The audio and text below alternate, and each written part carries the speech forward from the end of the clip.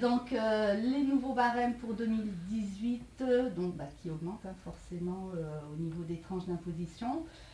Juste un petit rappel concernant les contributions exceptionnelles pour les hauts revenus de 3% et 4%. Donc c'est pour les revenus fiscaux de référence supérieurs à 250 000 € pour une part et 500 000 € pour deux parts suivant la situation familiale du contribuable. Le barème, en fait, quand on dit qu'il augmente, c'est pas que les impôts augmentent. Non, c'est le barème, la tranche augmente, donc si votre revenu ne bouge pas, vos impôts baissent. C'est mécanique, en fait. Mais effectivement, l'État estime que les salaires et les revenus en général sont revalorisés autour du montant de l'inflation, donc ils revalorisent leur tranche pour que l'impôt reste à peu près constant pour des personnes qui ont fait leurs revenus de l'inflation. Voilà, c'est l'objet du rehaussement des tranches. Voilà. Donc maintenant, on va aborder le cas d'un changement de situation sur l'espace en ligne impôt.gouv. Donc tout contribuable est censé avoir créé son compte. Donc, et tout contribuable est censé prévenir les impôts via le site dans les 60 jours pour tout ce qui est mariage, décès, Pacs, naissance. Aussi bien pour une variation importante sur les revenus, donc à faire attention, essayer de glisser dans le temps pour ne pas avoir de grosses surprises. Et on peut aussi reporter, moduler les acomptes ou les prélèvements, en sachant que à la fin de l'année, il faut que tout soit payé. Mais si des fois on a un coup dur, on peut moduler ou décaler. Et puis à tout moment, on a une visu sur toutes les modifications qu'on a pu apporter sur notre site. Voilà. La nouveauté là, c'est que jusqu'à maintenant, on pouvait juste bouger le taux. En fait, c'est pour le prélèvement à la source. Vous avez peut-être tous été ou allé sur cet espace-là. Donc, sur votre accès impôt.gouv, vous accédez à cette page qui est sur le prélèvement à la source. Et en fait, jusqu'à maintenant, vous pouviez juste bouger les petites molettes là sur j'opte auto-neutre ou j'opte pas. Ils ont amélioré leur portail pour permettre à tous les contribuables de signifier tous les changements qui pourraient intervenir. Donc c'est une grande évolution dans le rapport que l'on peut avoir, la communication qu'on peut avoir avec les impôts, puisque jusqu'à maintenant on envoyait des beaux courriers avec plein de justifs pour déclarer ou pas, parce que des fois on ne le faisait pas et on le faisait sur la déclaration de revenus, j'ai déménagé, etc. Là on peut le faire tout de suite. Si on baisse ses revenus, si on augmente ses revenus, on peut tout de suite moduler ce fameux prélèvement à la source. Donc c'est vraiment une amélioration de leur système interface entre les particuliers et les impôts. Sachant qu'ils donnent également de façon assez immédiate la simulation. Oui. Par contre, après, la réactivité au niveau des prélèvements peut être un peu plus longue. Oui, c'est 2-3 mois. 2-3 mois. Donc, si vous déclarez un changement ou vous demandez une modulation, c'est 2-3 mois. Voilà. Oui. Donc après, nous allons passer au crédit d'impôt transition énergétique. Donc il y a eu une prorogation pour le CITE, donc appelé CITE pour en abrégé, en 2018. Donc à l'identique pour la plupart des équipements au taux de 30% et une exclusion progressive de certains équipements comme tout ce qui est parois vitrées, portes d'entrée et volets isolants. Pour les chaudières à haute performance aussi énergétiques utilisant le fioul comme source d'énergie. Donc le maintien du taux réduit de TVA est maintenu à 5,5% et en vue de la suppression du CITE en 2019 qui serait remplacé par le versement d'une prime. Ça, c'est ce qui avait été prévu sur la loi de finances pour 2018. Le CITE devait disparaître. Finalement, ils l'ont bien maintenu. Voilà, donc, finalement, donc au niveau... Après, oui, c'était un peu ce qui était prévu sur 2018 au niveau de tout ce qui était chaudière à haute performance énergétique à fioul et les portes d'entrée, volets isolants. Ouais, donc si vous aviez versé un acompte avant le 31 décembre 2017, vous pouviez, avec un devis, vous pouviez bénéficier du CITE encore en 2018 sur une partie, vers une suppression pour 2019. Et ils ont aménagé un petit peu sur 2018, un peu plus long, sur les acomptes qui sont payés avant le 1er juillet 2018. Du coup, on a quand même droit à un CITE de 15%. Donc la prime, elle est 30% pour cette année. Avant, si on a réglé, un devis est réglé avant le 31 décembre 2017, c'est 30%. Et pour ceux qui sont réglés où il y a un devis avant le 1er juillet, c'est 15%. Donc il va à la baisse. Hein. Ah d'accord. Donc au niveau de le crédit de transition énergétique pour l'année 2019, donc il y a une prorogation du coup d'une année, il était en vue de disparaître prorogé. Pour tout ce qui est dépenses effectuées jusqu'au 31 décembre 2019, il y aura une extension d'application, conditions de plafond pour certaines dépenses. Donc il faudra que les conditions de ressources de revenu fiscal de référence N-2 soient inférieures ou égales au plafond fixé par le décret, qu'on n'a pas encore à ce jour. Voilà. Donc au global, donc, on aura 3 taux de crédit d'emprunt. Donc on a 100 pour tout ce qui est remplacé le vitrage, plafonné à 100 fenêtres hors pause. Donc ça c'est la condition, donc il ne reste pas grand chose. Pour tout ce qui est sous condition de plafond de ressources du foyer fiscal, donc au niveau des équipements de chauffage, pause 30%, et au niveau d'une dépose de cuve à fioul, on aura 50%. Et après, pour tout ce qui est chaudière, transition, non, c'est très haute performance énergétique, sauf le fioul et micro-génération de gaz, ça sera 30% et plafonné à entre 1000 et 1200 euros. Donc c'est quand même tout bien restreint. Et autres dépenses éligibles, 30%, pas de plafond. Donc c'est un petit peu ce qu'il y avait... l'isolation voilà, par on avait l'intérieur. un peu l'année Tout ce qui dernière. concernait le crédit d'impôt énergétique jusqu'à maintenant, hein, qui s'est appelé par d'autres noms antérieurement, qui est là depuis un certain nombre d'années. Donc toutes ces dépenses d'isolation par l'intérieur, les combles, enfin il y a un certain nombre de toits, le blé plancher, pour toutes ces dépenses-là, le crédit d'impôt de 30%, et après le montant du crédit d'impôt est toujours de 30%, et l'histoire des dépenses triannuelles, là, parce qu'on fonctionne avec des moyennes de dépenses sur 3 années, tout ça, ça a été conservé. Voilà, donc en fait maintenant, pour savoir si vous bénéficiez ou pas du crédit d'impôt transition énergétique, faire une petite étude avant d'aller se dire...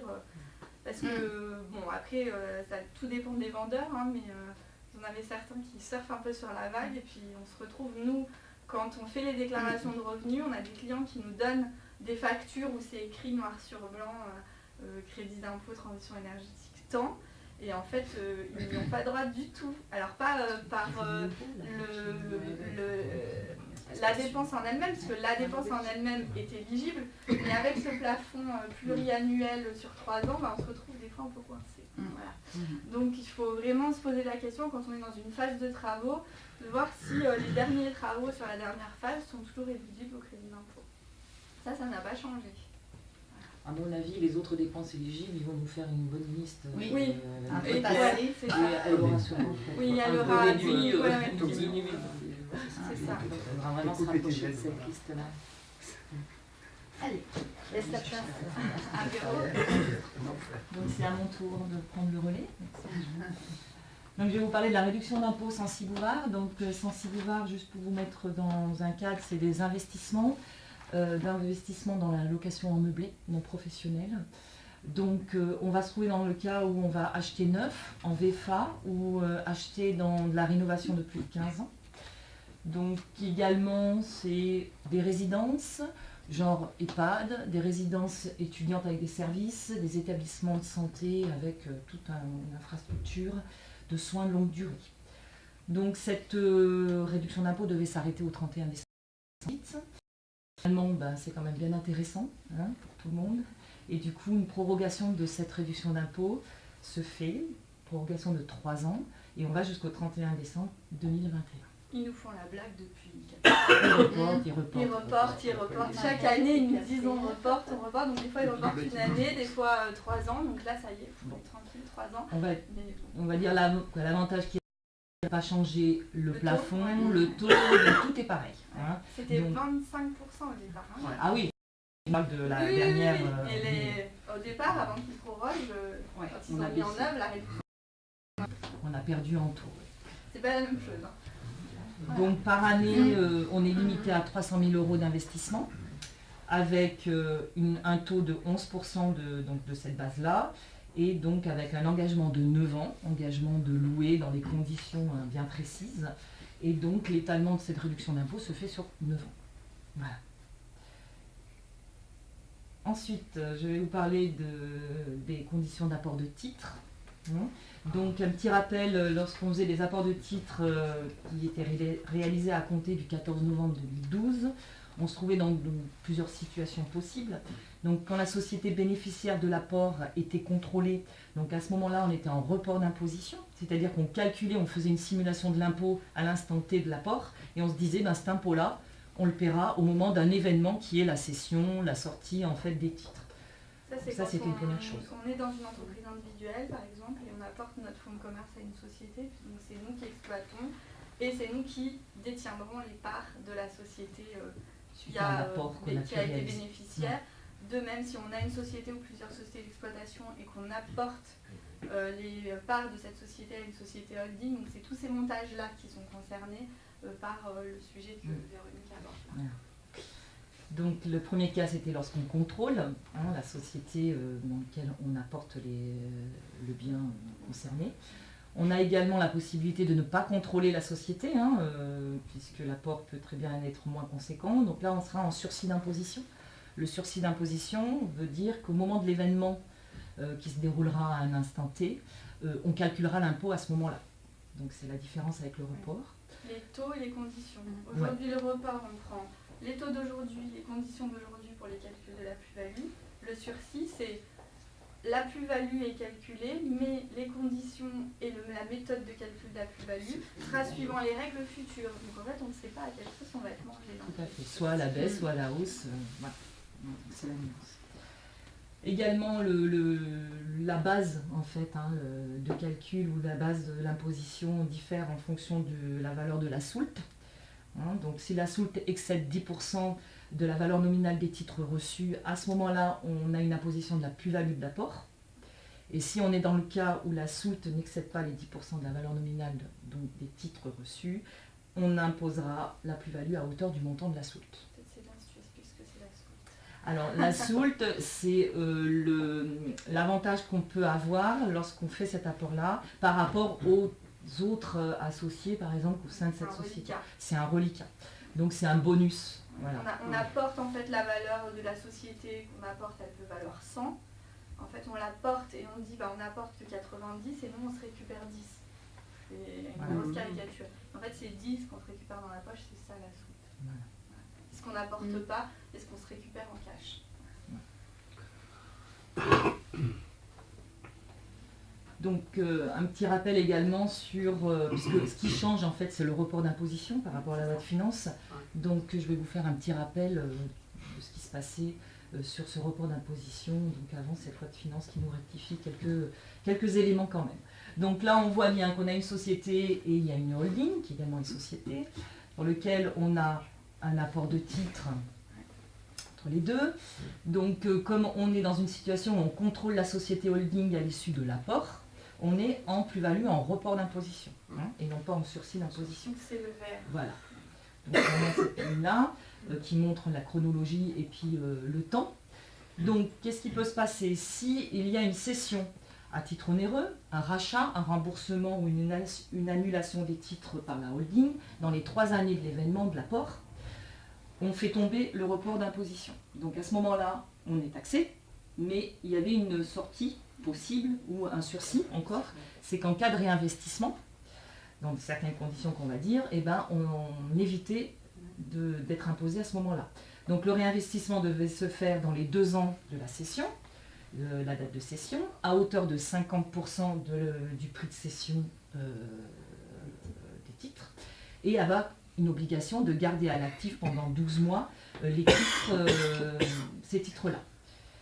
Donc ce qui change aujourd'hui par rapport à... Avant de dire ce qui change, ça c'est un montage qui est proposé souvent par les avocats, les notaires, pour anticiper des cessions. Par exemple, je sais que je veux céder mon entreprise dans un délai de 5 ans, je fais cet apport, donc ma société je l'apporte à la holding, je dépasse donc les 3 années, Et quand je vais revendre ma société, je vais toujours garder ce fameux report d'imposition. C'est-à-dire que je fige la différence entre la valeur, ça se trouve j'ai créé mon entreprise, donc moi je l'ai acheté pour 0 parce que je l'ai créé, alors un peu de sueur, un peu de temps, mais en tout cas pour 0 en argent, et puis maintenant elle vaut 100 000, je dis n'importe quoi, 1 million, donc elle vaut 1 million. La différence entre 0 et 1 million, ça fait donc 1 million de plus-value. Si j'apporte ma société à une société holding et que je conserve ma société holding et que je ne fais que vendre les parts de la société au-delà de 3 ans, à ce moment-là, le report, ce fameux report d'1 million, reste jusqu'à ce que je vende ou que je dissolve ma holding. Donc ça, c'est un montage un peu basique, classique, que l'on fait pour anticiper les cessions d'entreprise. Si on cède dans les 3 ans, parce qu'en fait on n'a pas bien anticipé, du coup on se dit qu'on va faire ce montage-là et on va céder tout de suite. Donc ils ont introduit il y a quelques années ce délai de 3 ans.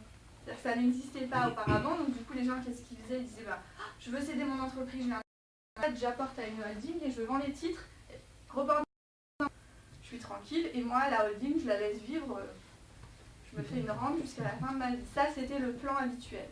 Et puis en fait, les impôts ont mis ces 3 ans en disant si vous vendez dans les 3 ans de ma part, il faut réinvestir. Vous ne pouvez pas garder l'argent dans la holding, la coffrer, comme on dit, et puis à la sortir au fur et à mesure. Ça, c'est plus possible. Donc il faut réinvestir dans des sociétés d'exploitation, etc. Et la loi de finances pour 2019 est venue apporter encore un élargissement. Oui, voilà. Un élargissement et plus dur au niveau de réinvestissement. Alors moi j'ai une question concernant le 150 OBTR, l'histoire du réinvestissement. Oui. J'ai eu 2 versions par 2 cabinets d'avocats différents. Dans une version, ils disent qu'il faut réinvestir 50% dans une société dont on a une vraie action de management de la société, et l'autre qui dit vous réinvestissez dans n'importe quelle société, ça vous reporte. Et parce que sur le marché, vous avez plein de sociétés de gestion qui proposent des solutions pour réinvestir ces 50% en placement financier. Bien sûr. Et d'après un des 2 cabinets d'avocats, dans les années à venir, il va y avoir un paquet de gens qui vont être retoqués, mais ça va être colossal. Quoi. Oui, et ça fait partie de ce fameux durcissement qu'on va aborder plus tard sur anti-fraude, anti-abus, l'abus de droit, etc. Donc, on pourra en reparler, mais effectivement, en fait, tout dépend de la position du cabinet d'avocats que vous allez voir. Et puis, c'est effectivement, la loi aujourd'hui ne dit pas que vous devez avoir une action de management dedans. Aujourd'hui, c'est pas dit expressément. Parce que FIDROIT, notamment, eux, ils disent que... Néanmoins, c'est quand même largement conseillé. Ce serait très bien d'être manager. Voilà. Comme ça, on est tranquille, Par on se contre, blinde. effectivement, là où je rejoins alors, je ne sais pas lequel de vos 2 cabinets d'avocats, c'est que je pense qu'à terme, ils vont de toute manière dû restreindre. Et puis, ces fameuses sociétés qui vous proposent de réinvestir d'une manière X ou Y, que sait-on de ce qui est fait à l'intérieur de l'entreprise? Est-ce que ça rentre bien dans le cadre de ce qui est proposé là au niveau des activités? Sachant que ça a été élargi là. Donc, et l'élargissement démontre quand même qu'on ne va pas vers une implication dans la gestion d'une entreprise, puisqu'on parle de FCPI, etc. Donc ce genre de nouvelles souscriptions va à l'encontre même de ce qu'on vient de dire au niveau du... on ne sait pas ce qui va se passer demain. On ne sait pas ce qui va se passer demain. Je pense qu'il faut faire un bon mélange sur les réinvestissements. C'est-à-dire qu'il faut à la fois effectivement... investir sur des sociétés dans lesquelles vous avez une action particulière personnelle, ou en tout cas de l'entreprise holding, de la société holding, et d'autres qui sont effectivement des investissements purement financiers puisqu'ils sont proposés maintenant. Et des simples factures d'accompagnement ou d'intervention, ça suffit? Aucune idée. Franchement, il faudrait qu'on regarde avec un peu plus de précision, mais... après c'est toujours pareil, si on fait juste la facture et qu'on ne fait pas la prestation, là c'est pas un problème fiscal, c'est plus un problème fiscal, c'est un problème de réalité de la prestation et donc c'est pas du travail fictif, mais enfin bon, demandons à Monsieur Fillon ce qu'il en pense.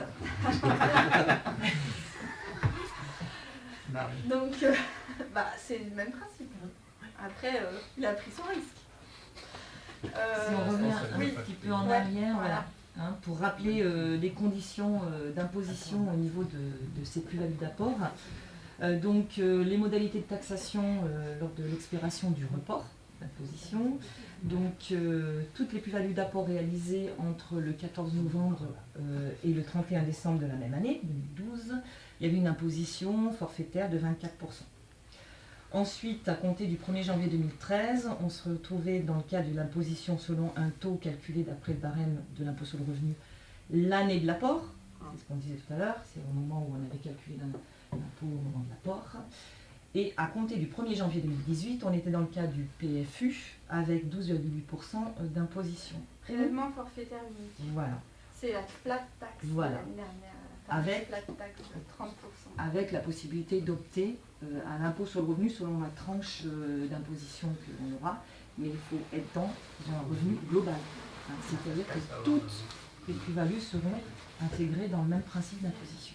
On ne fait pas le choix. Les plus-values dividendes en fait qui sont au global revenu des capitaux, donc, au sens large, on ne peut pas choisir d'imposer certains d'une certaine manière et d'autres à d'autres manières. Par année, on fait une option globale.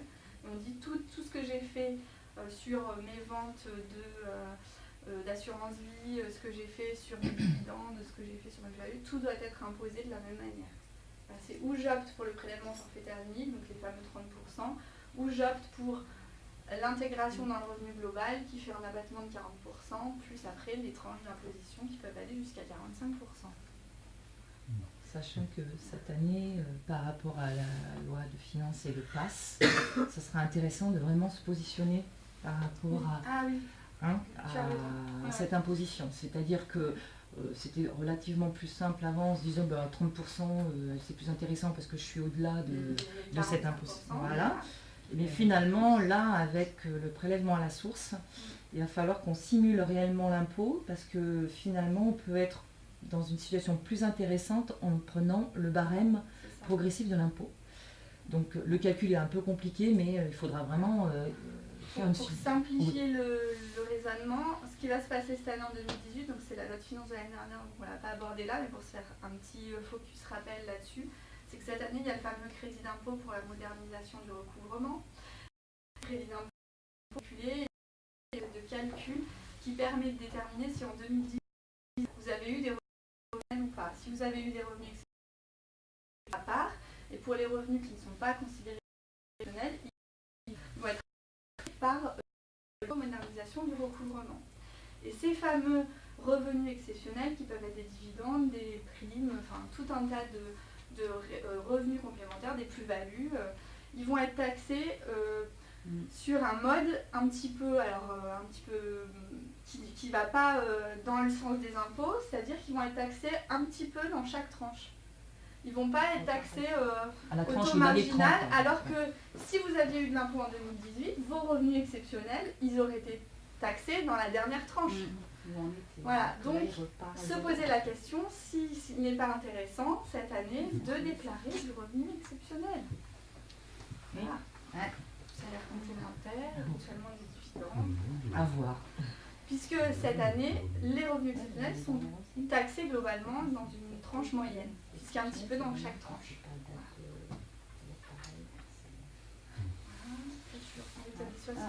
Oui.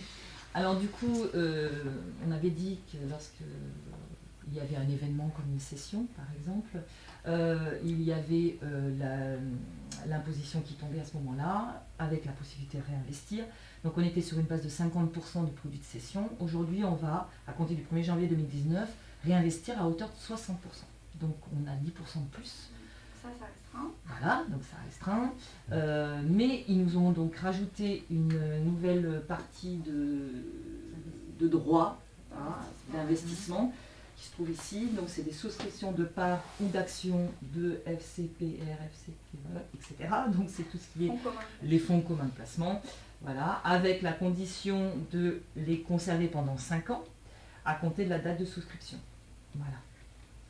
Et pour les autres souscriptions qui étaient déjà là antérieurement, on a l'obligation de les garder 12 mois à compter de la date d'inscription à la actifs de la société. Ouais. Ça veut dire qu'on ne pouvait pas faire d'immobilier auparavant et maintenant on peut. Ouais. Grosso modo, c'est ça. C'est ça. Puisqu'on peut investir dans des fonds Dans quel- d'investissement comment immobilier. ça? Ben, C'est quoi vos placements? vous avez FCPI, je pense qu'ils ont Non, dû non, bien Il y a les passer. FCPR, c'est Ouais. Fonds communs de placement à risque. C'est- Les c'est- FCPI, immobilier, je crois. Fonds professionnels de capital immobilière. investissement. Participation immobilière. Ouais. Ici. Oui. Et c'est lequel, les participations immobilières? C'est le I. Il me semble que c'est l'immobilière à la fin. C'est Fonds professionnels de capital investissement. Ouais, c'est pas l'immobilier, ça n'a Investissement. rien à voir. Ben, Pour en moi, tout cas, l'immobilier a toujours été interactif. ouais, mais sur là, sa on propriétaire. a en tout cas, la formation à laquelle on a participé, ils ont parlé Des FCPI. des FCPI. Mm. Donc, avec une possibilité de... FCPI, c'est pas marqué FCPI. là, hein. Je suis sûr que les FCPI ne font FCPI, pas c'est pas partie. pareil. hein. Ok, alors je... On regardera, Anna. FCCI, ça doit être- Ah, et ben voilà, alors... Ouais, faut pas mélanger, Bah, c'est plein de sites qui se ressemblent, mais c'est pas le même. Pardon. Spécialiste dans la salle. Sujet. Et donc, effectivement, ils sont enclins à ouvrir des choses, hein, de toute manière, là-dessus. Puisqu'ils voient... Enfin, en tout cas, c'est ce que le formateur nous expliquait. Ouais, alors moi après, Ouais. je vais revenir, je fais de la gestion de patrimoine. Donc, Ouais. juste une petite précision. L'immobilier, Macron aime pas ça du tout. Donc, je n'imagine pas qu'il laisse rentrer dans les FCPI. On verra les décrets d'application, Ouais, ce mais qui après, se passe. tant que en les tout décrets, cas, c'est comme l'année dernière, sur les types, on devait avoir 25% de réduction d'impôt, on les attend encore. hein. Oui, Donc, oui, oui, oui. Après, effectivement, attendez, il y a les des décrets, décrets. On est d'accord, monsieur, il n'y communiquez a pas pas de trop sur souci. l'immobilier là-dessus, parce qu'à mon avis, il ne faudrait pas qu'il y ait trop de gens qui prennent des positions. Après, c'est peut-être à court terme. Après, à moyen terme ou long terme, ça pourra peut-être être ouvert à ce Tout genre à de- fait. La à fait. FCCI, c'est Merci. capital investissement, c'est pas rien à voir avec l'immobilier. Bien, petit rappel. Pacte du trail. C'est toi, Véro? Non. Pas Là, moi? il y a Marjorie après qui passe. C'est pas grave, on y va. Allez, Le pacte go. du trail, je vais le faire voir. Donc sur le pacte du trail, il y a alors on va pas aller tout dans le détail de l'aménagement du pacte du trail parce qu'en fait c'est un peu compliqué le pacte du trail. Donc on a déjà vu les apports de titres, c'était un peu musclé. On va pas aller dans le détail de ça. Ce qu'on voulait simplement dire, c'est que pour les pactes qui sont souscrits à compter du 1er janvier 2019, il y a des aménagements, alors c'est des micro-aménagements, sur les signataires du pacte. Jusqu'à maintenant, il pouvait y avoir au minimum 2 personnes qui signaient le pacte. Aujourd'hui, c'est une seule qui peut prendre l'engagement collectif de conservation. Sur les pactes sur les titres de société cotée, il fallait au moins 20% des droits financiers et des droits de vote, et ça a été transformé avec au moins 10% des droits financiers qui représentent 20% des droits de vote. Donc on peut avoir moins de participation aux revenus, mais plus de participation au vote, donc avec des actions, par exemple la droit de vote double. C'est-à-dire je prends moins de valeur, mais tant que j'ai 20% de droits de vote, ça fonctionne. Également un aménagement sur les pactes sur les titres de société non cotés. Jusqu'à présent, on avait au moins 34% des droits financiers et des droits de vote. Là, on passe à 17% des droits financiers, 34% des droits de vote. Donc, même principe. Pour les sociétés non cotées, on a réduit, et c'est le pourcentage de droits de vote qui intervient.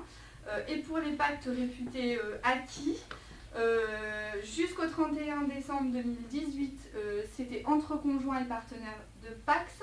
Et maintenant, ça a été ouvert aux concubins notoires. Donc ça peut être intéressant pour certaines familles recomposées qui ne voulaient pas ni se paxer ni se marier. Les pactes réputés acquis également, il y avait un dispositif limité pour la transmission de titres détenus directement par une société opérationnelle, et aujourd'hui c'est ouvert à la transmission par société interposée. Donc voilà, c'est on va dire des mini-ouvertures sur les possibilités de mise en œuvre du pacte. Et on est bon. Et là, c'est bien Marjorie. Super.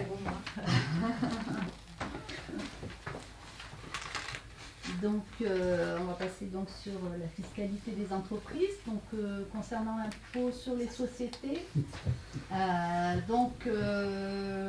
taux réduit à 15% est toujours maintenu, hein, donc pour les PME qui en bénéficiaient déjà. Donc, à hauteur de 38 120, le résultat est imposé à 15%. Et au niveau du maintien de la baisse progressive de l'IS et poursuite du programme jusqu'en 2022. Donc vous allez voir un petit peu plus loin l'évolution ou la diminution, on va dire plutôt du taux hein, par rapport aux tranches de résultats. Tu veux que je te le mette ? Ouais. Donc, pour les exercices ouverts au 1er janvier hein, donc c'est-à-dire que pour 2018, on ne bénéficie pas encore du taux à 31% pour les exercices ouverts du 1er janvier 2019. Voilà, hein, 2019. Donc, pour 2018, le taux sera de 28% pour les résultats inférieurs à 500 000 € et au-delà, on sera au taux de 31% pour 2019. Hein. Donc pour 2020, on sera à un taux de 28% et sur l'ensemble du résultat, qui va baisser donc progressivement à 26,5% en 2021 pour arriver en 2022 à 25%. Donc voilà pour les taux. Mais, il y a toujours un mais. Suite à une déclaration de notre Premier ministre, hein, donc Édouard Philippe, il revoit donc cette baisse d'impôt sur les sociétés. Il envisage pour l'instant, hein. On n'a pas eu de loi, mais il Oui, envisage. pour l'instant, on n'a pas eu de nouvelles. Ouais, pas de nouvelles. Les a événements été, de fin d'année ouais. qui ont été un peu compliqués. C'est ça. Donc, Ce sont nos copains besoin de qui mettent des gilets sans manches. Voilà. Donc du coup, pour l'exercice 2019 où le taux d'impôt sur les sociétés devait passer à 31% au lieu de 33 un tiers, c'était donc pour les entreprises qui réalisaient un résultat fiscal supérieur à 500 000 €. Et finalement, ce sera les entreprises qui ont un chiffre d'affaires inférieur à 250 millions d'euros qui seraient concernées par cette diminution. Donc on se retrouverait, on va parler... Voilà, en 2019 avec 4 taux, donc le 15, le 28, le 31 et le 33. Voilà. C'est une mesure Donc, qui n'est que politique. Hein. Soyons bien clairs, c'est pour dire aux Français, les grosses entreprises sont toujours très taxées. C'est juste ça, hein. C'est les entreprises qui font plus de 250 millions d'euros de chiffre d'affaires, même si elles font un résultat net qui est inférieur à 500 000, de toute manière, elles vont être taxées à 33%, ne vous inquiétez pas, on va les taxer. Voilà. Là, c'est vraiment une déclaration qui va dans la ligne droite des mesures économiques et sociales, enfin les mesures d'urgence. Donc après, nous allons aborder juste la diminution des frais liés à la vie de société, hein, donc pour tout ce qui est des dépôts au niveau de formalité. Donc on était soumis au droit fixe de 375 € ou 500 €, donc c'était souvent ce qu'on déposait aux impôts. Hein. Donc ces actes qui vont être enregistrés gratuitement à partir du 1er janvier 2019, donc pour tout ce qui est augmentation du capital par rapport nouveau, augmentation de capital par incorporation de réserve, les prorogations de société, dissolution de la société, réduction de capital. Donc du coup, voilà, on échappe un petit peu à cet impôt. Sur ça, ça va dans la droite ligne. Il y a un certain nombre d'années, quand on déposait des statuts, il fallait qu'on enregistre les statuts aux impôts. On avait des frais supplémentaires. Les frais avaient déjà baissé pour les constitutions, puisque le droit lié, enfin, ça avait été baissé de manière détournée, puisqu'on n'était plus obligé d'aller enregistrer les statuts aux impôts. Mais les droits liés aux enregistrements étaient toujours maintenus, donc 375 et 500 €. Dans la droite ligne de ça, ils ont supprimé ces fameux droits fixes. Donc maintenant, on est toujours obligé d'aller, pour ces modifications, faire enregistrer aux impôts, mais on ne paye plus de timbre. Voilà. Alors, j'attire juste votre attention sur la partie dissolution de société et réduction de capital, parce qu'aujourd'hui, créer une société en France, ça coûte effectivement de l'argent, mais ça coûte encore plus cher de la dissoudre. Et généralement, la dissoudre, c'est qu'on est en fin d'activité. Donc quand on est en fin d'activité, on a un petit peu moins d'argent. Et donc on avait un droit de 500 € pour aller enregistrer, en plus il y a un double enregistrement, la dissolution, la liquidation de la société. En fait, pour dissoudre la société, au-delà des frais de greffe, qui sont des frais d'enregistrement au registre du commerce, c'était des frais supplémentaires pour sortir de la vie sociétale, dans le sens société d'exploitation. Ces frais ont été supprimés, donc ça va quand même alléger pour une partie des personnes qui sortent avec des phénomènes de civile, hein, j'ai vendu mon bien immobilier, je veux liquider ma société civile, on avait des droits fixes pour la dissolution. C'est terminé. Donc c'est une vraie amélioration de la vie économique, en tout cas des petites améliorations au quotidien. Voilà. Mais c'était un obstacle à la dissolution de certaines sociétés, hein, parce qu'on avait des clients qui nous disaient oula non, ça coûte trop cher, je la laisse. Hein.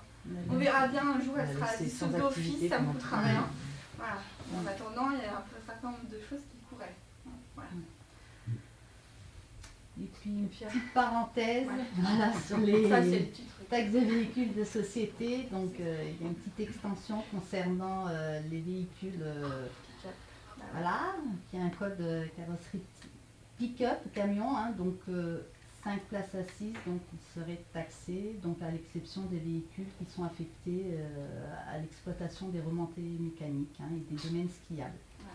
Donc voilà, si vous n'exploitez pas un domaine skiable, vous n'avez pas le droit d'avoir un pick-up, sinon vous payez la TVS. Voilà. Mais après, pick-up, ça dépend du siège. Oui, c'est ça. Si c'est un pick-up avec ça, soit marqué. De simple cabine. Oui, parce qu'il y a des strapontins dans les simples cabines. S'il y a des strapontins, on n'est pas éligible à la TVS. S'il y a des sièges, il faut voilà, 5 places assises et pick-up. Voilà. Mais c'est surtout 7 portes, 2 portes, 5 places. Voilà, bon, après, les petites subtilités, hein, ça, mais c'est toujours, voilà. Mais de toute manière, on va aller à la TVS. La belle-mère. Voilà. Donc, sur la partie des entreprises, je regarde juste là, on est pas mal. Un point sur l'intégration fiscale assez rapide vers Véronique, c'est aussi un sujet un peu technique, on va essayer de le faire gentiment. On souhaite juste préciser quelques aménagements là-dessus, au niveau de l'intégration fiscale. Donc la mise en conformité avec le droit de l'Union européenne. Juste ouvrir si vous avez chaud. Si c'est trop, ouais, non, faut pas dire ça. Donc une mise en conformité avec le droit de l'Union européenne, donc au niveau de la distribution des produits de participation, donc entre les structures, la mère et la fille, également la quote-part de frais et charges à raison des plus-values de cession de titres et liées aux subventions et abandons de créances également. Voilà, on va peut-être pas rentrer dans le détail. C'est juste pour se dire qu'il y a eu un changement. Cette mise la mise en vigueur de ces aménagements, c'est pour les exercices ouverts au 1er janvier 2019. Voilà. Alors là, un truc un peu plus sympa, sachant que il faut vraiment rentrer dans un cadre bien spécifique quand même, mais c'est sympathique. Un suramortissement sur certains investissements. Donc là, on part sur l'idée que on va aider les investissements dans l'industrie, dans la partie robotique et transformation numérique. Donc on cible, l'administration fiscale ou l'État cible les PME au sens européen du terme, qui seraient soumises à l'IS ou à l'IR, donc même si c'est des petites entreprises à l'impôt sur le revenu, elles sont concernées, avec une activité industrielle. Voilà. Ça va démarrer au 1er janvier 2019. Donc, quels sont les biens qui sont concernés dans cette rubrique-là? On va passer aussi, c'est un petit peu plus illustré. Donc, des biens dans l'investissement robotique et la transformation numérique. Là, dans ce cas-là, on aura un équipement robotique ou cobotique. Donc, c'est vraiment de la haute technologie. Hein. Donc, donc ces biens-là sont concernés. Ensuite, on aura les biens qui seront concernés pour le type impression 3D. Donc là, fabrication additive, d'équipements assez techniques aussi. Là, les supercalculateurs, donc ce sont des machines intégrées destinées à des calculs très importants, intensifs. Toujours la notion dans la fabrication de l'industrie, hein, toujours dans ce schéma-là. Ensuite, on a des biens concernés comme les capteurs physiques, collectant des données sur les sites de production de l'entreprise, dans sa chaîne de production ou son système de transit. Voilà, c'est technique aussi. Des machines de production à commande programmables ou numériques. Et également des équipements de réalité augmentée ou de réalité virtuelle, donc les fameux masques, lunettes, mais toujours dans un processus de fabrication. Hein, voilà. Donc c'est bien là acheter ou fabriquer hein, par l'entreprise, acheter à l'état neuf, ou également ils acceptent les leasing et les locations avec option d'achat. Qui avait été une grosse question sur le suramortissement précédent, où il y avait eu tout un débat sur est-ce que quand on finance le bien en leasing, est-ce qu'il est éligible au suramortissement. Donc on avait posé beaucoup de questions, ils avaient fait des amendements d'ailleurs au moment de la loi sur le premier suramortissement, il y a 4 ans, 3 ou 4 ans. Ouais. Et là, ils ont tout de suite posé la règle. Donc on a 2 ans, donc au 1er janvier 2019 au 31/12/2020, sachant que ce sont quand même des conditions où il y a des commandes assez longues pour être livrées, de la fabrication assez longue. Donc du coup, qu'est-ce qu'ils nous disent? Eh ben, on fait une commande ferme à partir du 20 septembre 2018, ça dans la règle de suramortissement, où on prend une décision définitive de fabriquer le bien à cette même date, le 20 septembre 2018. Donc si on commence à fabriquer le 20 septembre et qu'on termine fin décembre et qu'on met en service le bien au 1er janvier 2019, ça fonctionne. Voilà. Donc il y a quand même tout un tas de clients dans l'industrie qui ont des sujets comme ça et qui développent eux-mêmes leurs propres machines.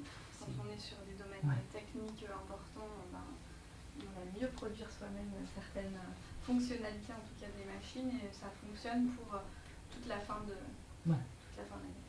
Également les biens qui seraient acquis, livrés à partir du 1er janvier donc, 2021.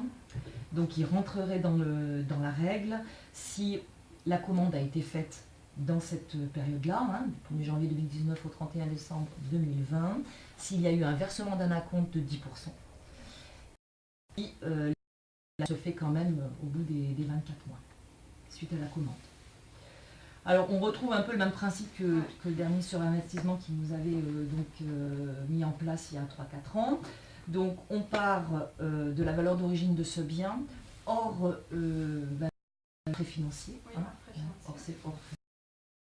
Donc on applique 40% de la valeur de ce bien et on va réduire le résultat imposable. Donc ça c'est une première chose, sachant que la déduction est répartie sur la durée d'utilisation du bien. Et en cas de cession de ce bien ou de cessation d'activité de l'entreprise, on va calculer le prorata. On n'applique pas la totalité de la réduction. Voilà. Il y a aussi également un plafonnement par rapport aux aides d'État, donc je pense qu'ils vont nous limiter s'il y a eu des investissements, des aides particulières. Là-dessus, on n'a pas encore franchement tant de détails que ça. Voilà. On a également d'autres mesures de suramortissement qui peuvent se prolonger ou qui ont été mis en place. Donc une prorogation au niveau et aménagement au niveau du suramortissement des poids lourds qui sont dans une utilisation avec des énergies peu ou pas polluantes. Voilà. Là, on prolonge jusqu'au 31 décembre 2022. Également une instauration de suramortissement d'équipements frigorifiques où j'avais noté à base pour l'air, le traitement de l'air également. Ah oui. Voilà. Il n'avait pas précisé, mais dans la revue fiduciaire, il l'avait intégré. Donc là, on est sur des périodes du 1er janvier 2019 au 31 décembre 2022. Et il y a une instauration également de suramortissement pour des navires qui rentrent aussi dans l'utilisation d'énergie non polluante. Voilà. Ou alors c'est des navires de plaisance sur le lac. Voilà. Il ne faut pas être polluant, il faut tirer la voile. Donc jusqu'au 31 décembre 2021. Voilà. Et je te donne la parole. Oui, merci Laurie. Donc on va traiter maintenant de petits sujets anecdotiques de la sûreté des entreprises. Avant de passer sur les lois anti-abus, Donc il y a une chose qui existait jusqu'à présent, c'est-à-dire sur toutes les sociétés dites sociétés de personnes, donc URL, SARL, etc. Oui, SARL de famille, EIRL, EARL, on avait le choix, c'est-à-dire soit d'être taxé à l'impôt sur le revenu de la société comme une entreprise individuelle, soit d'être taxé à l'impôt sur les sociétés. Et on pouvait, quand on optait à l'impôt sur les sociétés, l'option était irrévocable. Donc on ne pouvait pas se tromper. Donc quand on optait dans ces sociétés à l'impôt sur les sociétés, fini, on ne pouvait plus revenir en arrière. Donc l'aménagement de la loi de finances pour 2019 a indiqué que jusqu'au 5e exercice suivant, on pouvait rétro-pédaler et opter à nouveau pour l'impôt sur le revenu. Donc ça c'est plutôt sympa quand on s'est trompé et qu'on s'est dit ah c'est vachement chouette l'IS finalement on préfère être à l'IR, voilà. Et puis il y a des gens qui cochaient mal au moment de la Constitution et cela c'était compliqué parce que la coche sur les formalités juridiques en Constitution ça vaut option. Donc c'était compliqué de revenir en arrière. Donc effectivement sur le petit schéma on peut opter dans les jusqu'au 5e exercice et puis après, une fois qu'on a passé le 5e exercice, ça redevient irrévocable. Donc petit assouplissement des règles d'option à l'impôt sur les sociétés. Également, alors là, je vous fais quelque chose de très light, on pourrait y passer un bon moment. En formation, on y a passé un bon moment d'ailleurs. Mais ça, pour vous dire que la façon d'imposer les produits de la propriété industrielle a été modifiée avec un prorata sur les dépenses de R&D réalisées en France. Un peu pour éviter la fuite des cerveaux, ça, c'est je fais de R&D, je développe des brevets, je les développe en France et j'ai donc en France une société française qui a des produits des brevets ou de la propriété industrielle imaginés, fabriqués, conçus en France. Voilà. Une petite mesure sur ça. Il y a également un nouveau régime, alors celui-là on se le change régulièrement, sur la déduction des charges financières. On avait jusqu'à présent un mécanisme de rabot. Le nouveau régime aujourd'hui, c'est qu'on peut déduire des charges financières dans une société qui a financé l'acquisition de titres de participation. Et la réduction des charges financières est limitée à 30% de l'impôt, intérêt, provision sur amortissement, et ou si je dépasse 3 millions d'euros. Donc voilà, ça concerne un certain nombre de sociétés qui pourraient faire des montages importants avec des intérêts importants, mais je pense pas que ça concerne les clients du cabinet où, vu les volumes, 3 millions d'euros de charges financières, on est pas mal, mais on en est loin. Donc c'est bien sûr pour tous les exercices ouverts au 1er janvier 2019. Une autre chose, jusqu'à présent un dispositif un peu particulier, on revient là sur l'entreprise individuelle.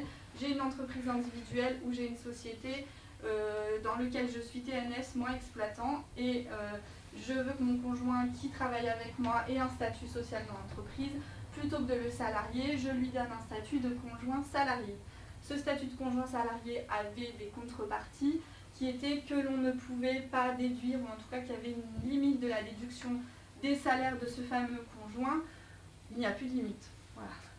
Donc, il y en avait plus, il y en a eu et il n'y en a plus. Voilà. Donc il s'amuse aussi un peu avec nous. Bon, voilà, c'est anecdotique, mais ça peut favoriser certaines prises en compte du statut du conjoint dans les entreprises, notamment les entreprises. On a quand même beaucoup d'entreprises où l'exploitant n'a pas ou ne donne pas l'opportunité à son conjoint d'avoir un statut juridique. Donc, un statut intéressant. Idem, alors c'est un peu dans l'air du temps, donc on en a parlé et on en parle. Vous aviez, alors il y a des règles assez spécifiques pour savoir qui paye la TVA dans l'Union européenne quand on facture des services. Voilà. Et notamment sur les services fournis par voie électronique, on avait une loi qui disait dès que je fais 1 euro de chiffre d'affaires, moi entreprise française, avec un particulier par exemple en Belgique, je dois de m'immatriculer en Belgique pour aller reverser la TVA belge. C'est un peu compliqué, il n'y avait pas tout le monde qui le faisait. Donc ça a été abrogé par la loi de finances 2019 et on nous dit si on fait moins de 10 000 € par pays de chiffre d'affaires avec des particuliers, on déclare la TVA en France. Voilà, donc on reste avec notre numéro de TVA en France, on déclare en France, donc ça a assoupli, simplifié tout ce qui est commerce voilà, dans la télécommunication, la radio, la télé, mais surtout ça concerne les services, pas les biens, hein, c'est pas je vends un bien sur internet, ce sont les services fournis par internet. Ça a apporté un certain nombre de règles également. Alors, on ne va pas aller trop dans le détail, mais simplement il y avait aussi une règle, puisque je facturais par exemple de la TVA belge et que je faisais une facture à mon client belge, il fallait que je respecte les règles de facturation de la Belgique. Sinon ce serait trop simple. Or moi, en tant que Française, aller respecter pour un client belge les règles de facturation en Belgique, voilà. Donc, tant qu'on reste dans les 10 000 € par pays, on a le droit, enfin, on respecte les règles de facturation françaises, qui sont déjà suffisamment fournies. Voilà. Donc on en a fini avec la partie fiscale pour les particuliers et les entreprises. On va aborder deux sujets. Le premier sujet, je regarde le timing, qui est la lutte contre la fraude et les dispositifs anti-abus. Donc là, effectivement, il y a un énorme durcissement de l'administration et en général de tout le système judiciaire lié à la fraude fiscale. Donc, en 2018, on a eu une loi qui a été promulguée donc, le 23 octobre 2018 qui va pénaliser la fraude fiscale. Donc la fraude fiscale est devenue une infraction pénale. Ça veut dire prison, ça veut dire amende. Jusqu'à maintenant, quand on a fait une fraude fiscale, on payait les pénalités. Parcours, c'est ça. Qu'est-ce que je risque? Des pénalités, 100% de pénalité, c'est pas bien, c'est pas gentil. Bon. Ça faisait plus peur.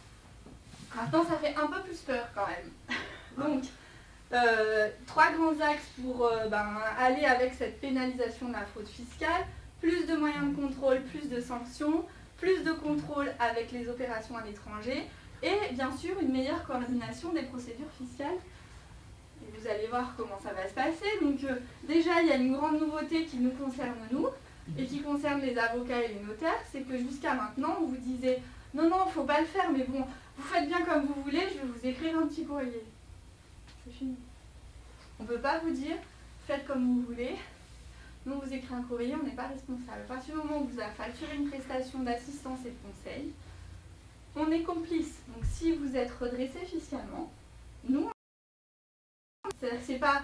Alors, bien évidemment, il y a tout le système de je mets en cause la responsabilité du conseil, de l'avocat, du notaire, de l'expert comptable qui m'a conseillé parce que m'a conseillé, donc j'ai eu un redressement fiscal. Ça, c'est observé, ça existe.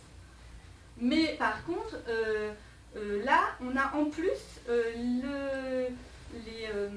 les instants, et vous allez voir que c'est plus que les instants qui vont dire « Et toi, conseil, tu vas payer une amende, puisque tu as favorisé de la fraude fiscale. » Donc, vous, en tant que fraudeur fiscal, vous allez avoir 80% de majoration maximum, avec des choses spécifiques pour ce qui est montage frauduleux. Et donc, tout ce qui est simulation d'identité, acte ou entité fictive ou procédé destiné à égarer l'administration, nous aurons, nous, 50% de la prestation que nous allons facturer à notre client, donc que l'avocat facturera à son client en amende. Donc, voilà. Et après, on ne pourra pas faire ils ne pourront pas nous prendre plus de 10 000 € par an. L'entrée en vigueur est rétroactive. Et ça entre en vigueur immédiatement le 24 octobre. L'amende pour la fraude fiscale a été pénalisée, du coup. Donc c'est une peine d'emprisonnement qui peut aller jusqu'à 7 ans en cas de fraude fiscale aggravée, et donc jusqu'à 500 000 € dans le cas d'une fraude fiscale classique, j'ai envie de dire, et pour une fraude fiscale aggravée, 3 millions d'euros. Depuis, donc ça c'était ce qu'on avait antérieurement. Depuis le 25 octobre 2018, on fixe l'amende au montant maximum d'office. Il peut fixer, dire moi c'est 500 000 direct. Et il peut aussi dire ça va être plus que 500 000 ou 3 millions en cas de fraude fiscale aggravée. Il peut dire c'est le double du produit tiré de l'infraction. Donc j'ai fait une infraction de 500 000 €, bah, je dois payer 1 million. Voilà. Au décuple du montant des sommes fraudées par les personnes morales, alors là, on explose des plafonds. Voilà. Également, les poursuites pénales. Donc l'administration se doit depuis le 25 octobre. C'est maintenant, quand vous faisiez une fraude, vous aviez l'administration fiscale qui disait ben voilà, tu vas être poursuivi, tu as fait une fraude fiscale. Bon. Ben, juste maintenant, l'administration fiscale doit, donc c'est pas peut, hein, c'est doit, dénoncer au procureur la fraude fiscale. Et le procureur a toute liberté de dire je poursuis ou je poursuis pas. Voilà. Donc là, bon, je ne vais pas aller dans le détail, mais maintenant le parquet qui va décider si il poursuit ou pas les fraudeurs fiscaux. Idem pour les comptes à déclarer à l'étranger. Donc il y a une restriction sur les comptes à déclarer à l'étranger, puisque jusqu'à maintenant, quand on avait moins de 50 000 € sur nos comptes créditeurs, bien sûr, parce que généralement, quand on a des comptes à l'étranger, ils sont créditeurs, j'espère, on ne pas les déclarer si la totalité de nos comptes était inférieure à 50 000 €. Maintenant, il faut qu'ils soient inférieurs à 50 000 € tout le temps. C'est-à-dire qu'on pouvait les faire monter dans l'année et les faire redescendre en fin d'année pour dire c'est bon, ils sont en dessous de 50 000 €. Un jour, je ne déclare pas tout ce que j'ai fait toute l'année. Là, c'est de manière permanente inférieure à 50 000 €. Ça réduit un peu le champ d'action. Également la création d'une police fiscale qui s'appelle maintenant... alors, comment elle s'appelle ? Oui, ça succède à la Brigade nationale de répression de la délinquance fiscale. Ah oui, elle s'appelle police fiscale maintenant. Police fiscale. Voilà. Et elle est rattachée au ministère de l'Intérieur directement. Les enquêtes judiciaires, donc pour poursuivre pénalement les fraudeurs fiscaux, sont diligentées par le procureur de la République ou par un juge d'instruction. Et la grande nouveauté, c'est que maintenant, ils ont les mêmes pouvoirs qu'un officier de police judiciaire ou les douanes. Donc ça veut dire qu'un fraudeur fiscal peut être mis en garde à vue, peut être pris en filature, peut être écouté, peut être perquisitionné. Voilà. Et il n'y a pas de limitation. Hein. C'est-à-dire que pour une fraude fiscale comme ça, c'est très simple hein, d'être considéré comme fraudeur fiscal. Tous les jours, on peut être considéré comme fraudeur fiscal. Hein. Quand on va au restaurant avec sa compagne le vendredi soir et qu'on fait passer dans la société, on est fraudeur fiscal. Donc ça peut aller jusqu'à justifier pour un OPJ de mettre la personne sur écoute. Voilà. Donc, Ça marche dans tous les registres, d'ailleurs. bien sûr. Oui. Bien sûr. Non, mais ce que je veux dire, c'est que, en fait, bien sûr qu'ils ne vont pas mettre sur écoute tous ceux qui vont bouffer au restaurant le vendredi soir avec leur conjoint, on est bien d'accord, mais par contre, dès qu'ils vont pouvoir s'engouffrer dans une petite brèche, ils vont pouvoir le faire et déployer des moyens assez impressionnants pour des fraudes finalement assez bénignes, puisque ben voilà, un OPJ qui vous voit traverser pas dans les clous, il peut faire ce qu'il veut, donc bon, il le fait pas aujourd'hui, mais voilà, ça va quand même amener à... Alors après, il y a des bons côtés à ça, c'est qu'effectivement, on le sait, aujourd'hui, les grands délinquants sont souvent rattrapés par la patrouille plutôt par l'aspect fiscal que par leur délinquance diverses et variées, vol, bande organisée, drogue, etc. Et donc ils sont souvent rattrapés par la patrouille sur la partie fiscale. Et jusqu'à maintenant, sur la partie fiscale, il y avait peu de moyens pour aller diligenter des enquêtes assez importantes. Donc là, ça va permettre quand même à un certain nombre de grands délinquants d'être poursuivis pour de la fraude fiscale de manière plus importante. Voilà, c'est quand même le but de la manip. Et puis après, alors simplement ce petit schéma-là pour les dispositifs anti-abus. Donc l'abus de droit, c'est quoi? C'est je fais un montage juridique, financier, qui a pour unique but d'éluder l'impôt. L'impôt ou les charges sociales. Exemple, je ne veux plus payer le RSI, je me transforme en SAS. Voilà. Si je fais ça juste pour ça, je suis dans le cadre d'un abus de droit. Si par contre je dis, je préfère être en SAS puisque le mode de fonctionnement avec une présidence et des directeurs généraux sont plus intéressants pour l'exploitation de mon entreprise, et par ailleurs, je ne suis plus au RSI, je dépends du régime général et je peux souscrire à une assurance groupe et non plus une assurance personnelle dans le cadre du TNS, et donc je suis dans un cadre d'optimisation de la protection générale des exploitants de l'entreprise, et là on a justifié. Donc, transformation en SAS, on ne peut plus payer le RSI, qui s'appelle maintenant régime URSSAF, régime social. Bon. Ça c'est l'abus de droit. Il y a quand même deux abus de droit, un mini abus de droit, un grand abus de droit. Le principe c'est que ça c'est le point d'orgue. C'est le point d'orgue de l'administration. On va laisser ouvert parce qu'il fait hyper chaud. Voilà. C'est le point d'orgue de l'administration fiscale. Demain, on ne sait pas sur quel montage que l'on a conçu antérieurement et par quel endroit l'administration fiscale va arriver en disant abus de droit. Donc souvent, tout ce qui est montage justement que l'on a vu antérieurement par les holdings, avec des facturations de prestations entre la société mère et la société fille, etc. Dans quelle mesure ce ne sera pas considéré comme un abus de droit demain? Point d'interrogation, certains avocats nous disent qu'il vaut mieux faire de l'intégration fiscale, ça va limiter la non-déductibilité des prestations intergroupes. Voilà. Il y a tout un tas de montages qui peuvent être faits. En tout cas, l'abus de droit est un sujet dans l'air du temps, et l'administration fiscale va l'utiliser. Si elle ne l'utilise pas déjà beaucoup, elle va l'utiliser encore beaucoup demain, parce que il n'est pas très bien défini l'abus de droit. En fait, on peut rentrer dans l'abus de droit assez facilement. Voilà. Et la dernière chose, ces fameuses mesures d'urgence économique et sociale. Donc sur ces fameuses mesures d'urgence économique et sociale, 3 mesures: la prime exceptionnelle de pouvoir d'achat, l'exonération d'impôt sur le revenu des heures supplémentaires et le rétablissement de la CSG à 6,6 pour les retraités. Donc la prime de 1 000 €, vous la connaissez. Le principe, c'est une exonération d'impôt sur le revenu, de cotisation sociale et tout ce qui est taxe d'apprentissage, formation continue, effort construction, etc. Il faut respecter un certain nombre de conditions, et notamment ne pas dépasser 1 000 € par bénéficiaire, faire une prime qui soit globale pour tous les salariés de l'entreprise et qui ne peut être que variabilisée en fonction des salaires ou du temps de présence dans l'entreprise.